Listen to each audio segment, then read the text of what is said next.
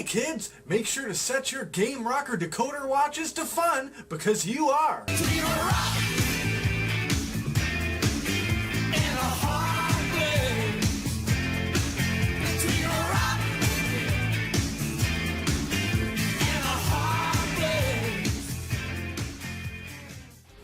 Hey everybody, welcome to episode 31, another week in a row of Between a Rock and a Hard Place. I thought about taking a break this week, and I would have had every right to because my buddy Rambox, he said it was okay. And on my last video, he commented that it was okay, so if I do take a break ever from this weekly video, it's okay because this guy says so. And this is a man that you do not want to fight. Just look at him. Anywho, I decided to do my video anyways because, you know, just it's such a habit now. So yeah, not much going on with me this week, just working lots. I had the offer of a Sunday shift this weekend, which would have been today for me, a time of shooting this, but I declined it. It would have been double time, but I have the 2 free days of the weekend and that's it, and like I had to get some time in with the wife, so we had breakfast on Saturday. We went to a nice little breakfast nook place that's only open really early till early afternoon, and we had great big omelets. Oh, I had a nice Denver omelet, and I don't usually take pictures of my food, but it was so delicious and I ate the whole thing. But yeah, and also signed up for the bike share in my town. We have this thing called SoBi. It's social bicycle. It's like they shorten that down to SoBi. But anyways, it's like popping up everywhere. They have these racks, and it's like pretty much you have a membership, you pay a monthly fee, and you have a code, and you punch in your code to use a bike whenever you want, and you can drop it off at other racks, or you can drop it off anywhere because people use them. So it's been just popping up everywhere. So my wife and I went for some bike rides too. So that was cool because I haven't been on a bike in a while. I haven't owned my own bike for quite a few years. So that was nice. I also have a backlog of pickup videos and tutorial videos to get to. Like there's a whole bunch of stuff on the computer. So if I do take a break 1 week from doing Between a Rock and a Hard Place, then I will probably in its place put a video. So there'll still be that content there, I think. If eventually I do that. I don't know if I can let myself do that yet. I feel like I have to make it to a year. Will I? Anyways, I got some vacation time coming up in July. The week leading up to CONBRAVO, I have a week off, and then the week before that, I have like 2 days off during that week. The wife and I both have those days off. We're just using it to sort of take stock of the home, clean up, do a whole bunch of late spring cleaning, some summer cleaning, shall we say, and just some tidying. But yeah, taking a week off prior to CONBRAVO, and in that week off, hopefully get some stuff done around the house, as well as maybe some video projects that have been waiting, or ones that I haven't even started yet. So it'll be nice to have a week off. I never get enough time off.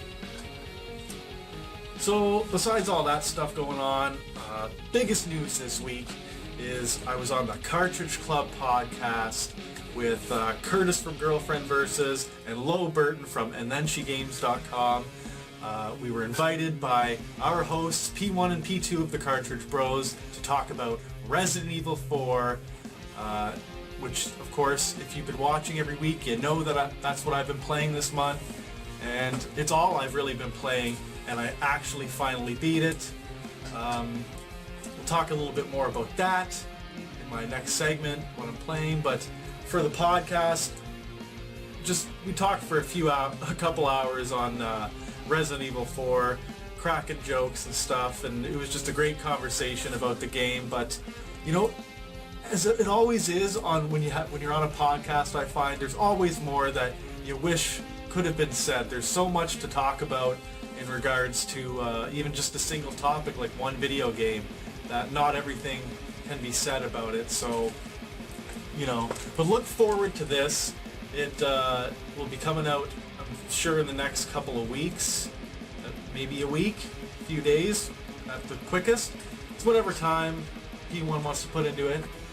P1, you're still watching because it's before 10 minutes, aren't you? You sneaky little bugger.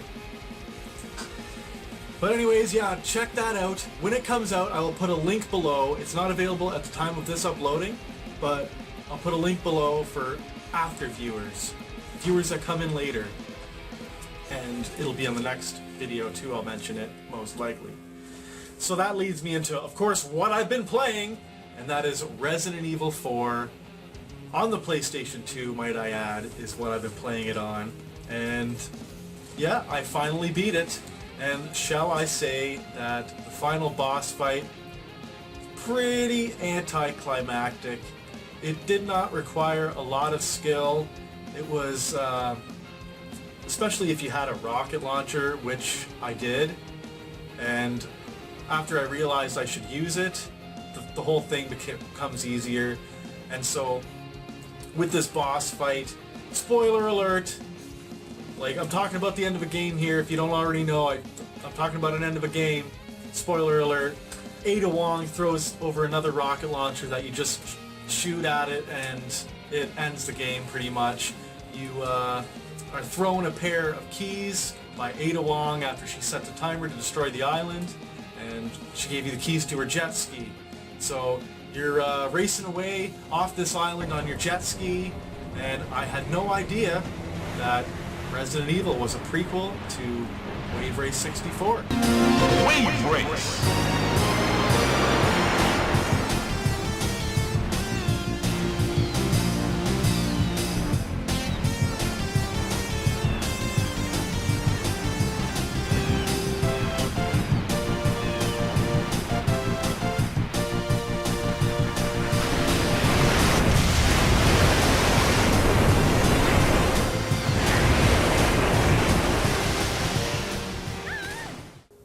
Learn something every day.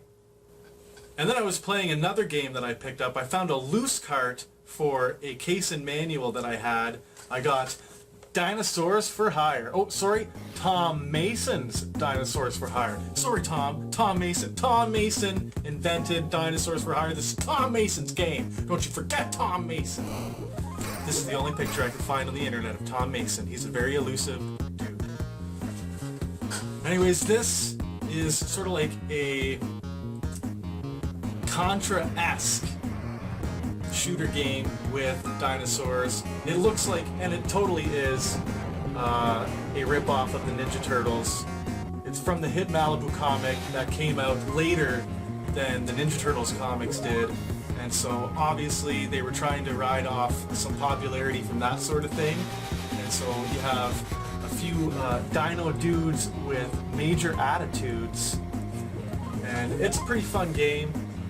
So that's everything that I've been playing, just not too much.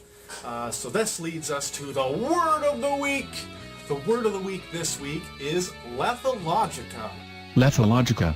Lethologica. Lethologica is the inability to remember a word, or the word is like you can't put your finger on it. It's on the tip of your tongue, but you can't put your finger on the word. That is lethologica. It's when an individual forgets words, phrases, or names in conversation. So no doubt you've had that happen. You know, if you're trying to think of like, oh, who's in that movie? Oh, I know their face. I can't think of their name. That's lethologica. So I had no idea there was a word for that, but special thanks to my friend Sarah. She suggested this as being the word of the week, and it's not the first time. She actually suggested a word before, sesquipedalian, quite a while back, on some episodes back, and that was the word of the week. So special thanks to my friend Sarah, because she's pretty smack. She's pretty damn smack. And that leads me to the YouTube shout of the week. This is a person that you do not want to forget, or two people that you do not want to forget, and you don't want to forget to go on over to their channel and subscribe to the RETROLLECTORS. I cannot believe it's taken so long for them to be a YouTube shout of the week on my channel, because I've met these dudes. We met in line at Waterloo Video Game Swap Meet a couple of years ago.